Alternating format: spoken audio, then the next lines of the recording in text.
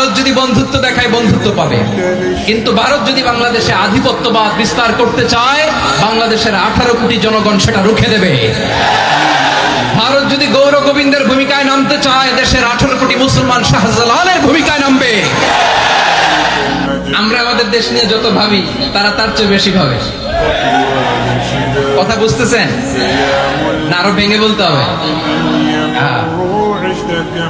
আমরা আমাদের দেশ নিয়ে যত উদ্বিগ্ন, এদের আরো টেনশন বেশি।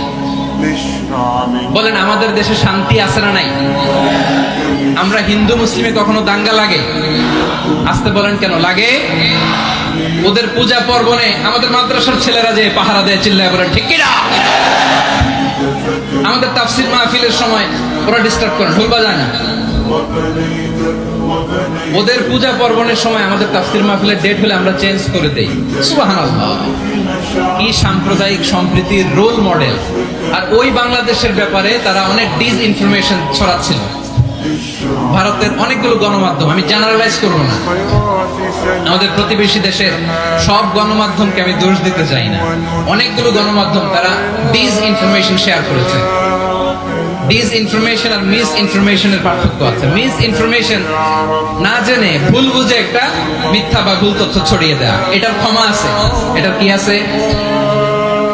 আর ডিসইনফরমেশন মানে ইচ্ছা করে, প্ল্যান করে, ম্যাপ করে, ছক এঁকে মিথ্যা, গুজব, রটনা সোশ্যাল মিডিয়ায় ছড়ানো, এটার ক্ষমা আছে?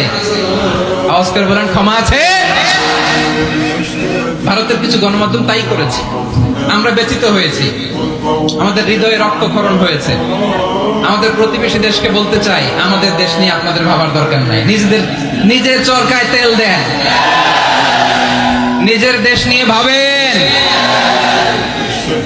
গত মাসের ভয়েস অফ আমেরিকার রিপোর্ট, বাংলাদেশে সংখ্যালঘু জনগোষ্ঠী আগের চেয়ে বেশি নিরাপত্তা পাচ্ছে। Report voice of America, Muslim report নাকি? মুসলিম জরিপ, ভয়েস অফ আমেরিকা। কথা বুঝে নাই বোধহয়। ভয়েস অফ আমেরিকা কি আমাদের রিপোর্ট না?